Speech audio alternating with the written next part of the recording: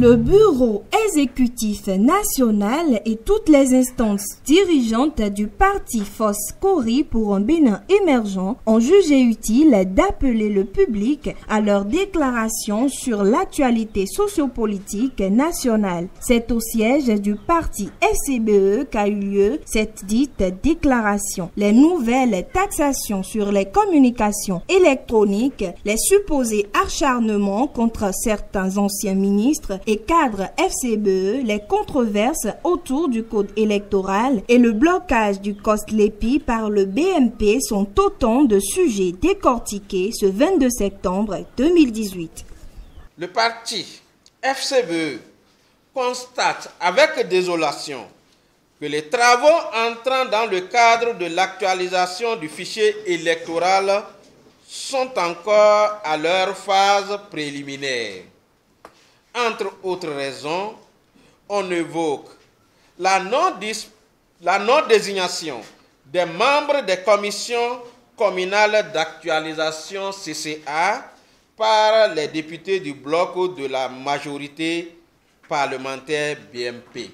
FCBE invite en conséquence le président de la République à renoncer à l'exclusion et au mépris du peuple pour demander une deuxième lecture du code électoral conformément aux dispositions de l'article 57 de la Constitution du 11 décembre 1990 afin de prendre en compte les propositions pertinentes de l'opposition et des organisations de la société civile. En tout état de cause, le parti FCBE se réserve le droit d'engager à tout moment et sans préavis toute action constitutionnelle appropriée, ensemble pour la préservation des acquis démocratiques et pour une nouvelle gouvernance électorale inclusive, gage d'élections transparentes, crédibles et paisibles. Nous avons une constitution qui a déterminé les prérogatives de chaque institution de la République. Il y a des activités qui sont du domaine de la loi. Et effectivement, les taxes, la fixation des taxes sont du domaine de la loi.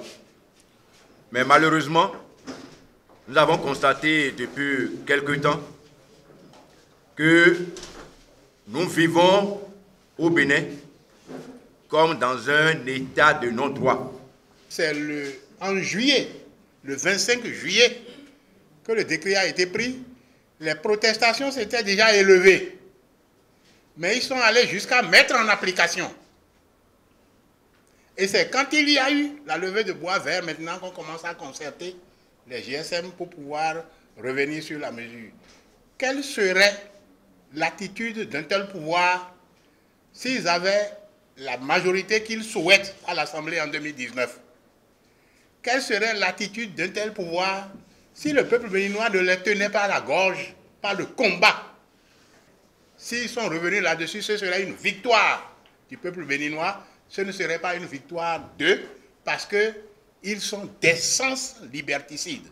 Et si on veut un pouvoir réellement démocratique, capable de conserver les libertés démocratiques, si on veut un tel pouvoir, vous savez ce qu'il vous reste à faire en 2019 et en 2021. C'est là une exhortation qui ne tombera sans doute pas dans des oreilles de sourds. Le décret portant taxation des GSM est déjà d'ailleurs susceptible d'être annulé.